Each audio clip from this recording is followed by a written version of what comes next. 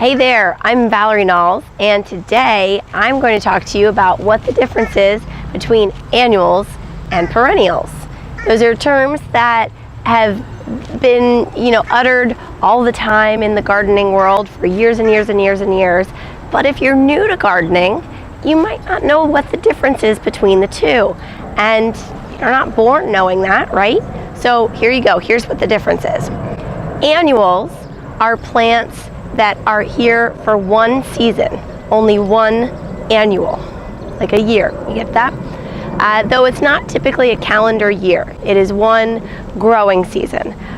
We're in Northern Virginia, where I'm recording this, and annuals here are typically planted in May when it starts to get warm, and then they are in the ground and beautiful until September, October, something like that. Annuals bloom profusely. They have lots and lots and lots of season-long color. What I've got here, this is a type of annual. So you want to put annuals in high-impact places. You want to put them in your front yard where they can be seen from the road for curb appeal. You want to put them in big blocks, so you have big blocks of color. They grow pretty quickly because they're only around for 1 year. Oftentimes an annual, from the time that you plant it, can at least double in size, but oftentimes they end up 6, 7, 8 times the size that they were when you planted them. So they grow very quickly. Like I said before, they bloom for a long time. In most cases, annuals will bloom off and on all the way from spring until fall when it gets cold. Another great thing about annuals is they're relatively inexpensive. An annual of You can pay under $10 for most annuals, and sometimes early in their season you can get little starter annuals for 50 cents, something like that. Really inexpensive. Though there is an incurred cost with them over the years. If you have an area that you plant with annuals, you're going to have to replant that with annuals every spring. Okay, you follow? So they give you lots and lots of color. Great for curb appeal, great for big blocks of color. They grow very aggressively. They're a great value. They will die when it gets cold.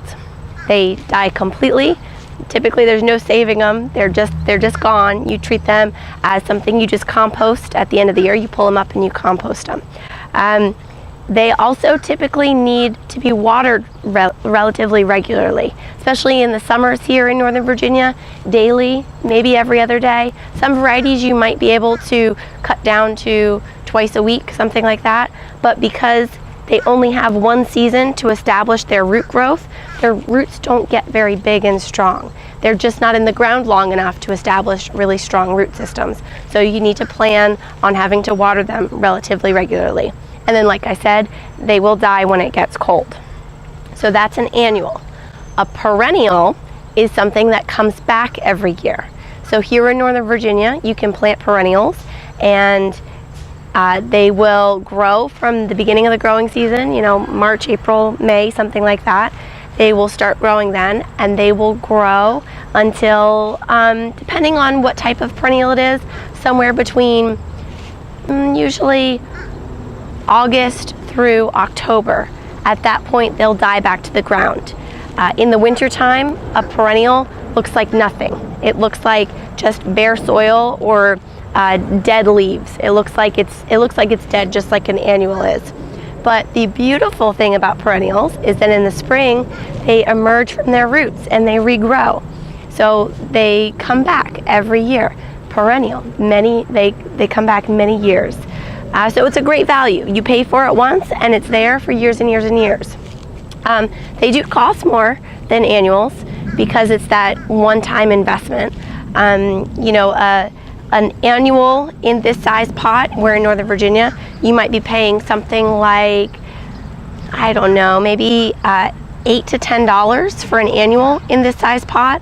A perennial in that size pot is typically going to be somewhere in the $15 to $22 range, something like that. So it's more expensive for the size, but it comes back every year. You only have that initial investment. The other thing about perennials is oftentimes you have very striking, beautiful blooms, but it's only for a short period of time. Most perennials only bloom for somewhere between 3 and 8 weeks. So if you're looking for season-long color and a lot of high impact color, perennials are typically not going to be your answer. They're fantastic plants, but if you're looking for curb appeal and big impact from far distances, they just don't have a long enough bloom time to achieve that for you. So it's a shorter bloom time, but they do then come back every year.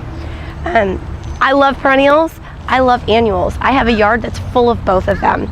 I think some of the most beautiful and most healthy gardens are when you have a mix of the two. Maybe fill out your biggest volume areas with perennials or shrubs even that don't die back to the ground in the winter, and maybe leave some room in the front for some annuals. So you're not having to spend big amounts of money every year in replacing all of your annuals, but you get some really nice summer color out of those annuals. I hope this was helpful for you. If you found this helpful, give me a thumbs up in the comments. How about that? I'd love to see that, just so I know just kind of what your experience levels are and if this kind of thing is helpful for you. Thank you very much, and I will see you next time.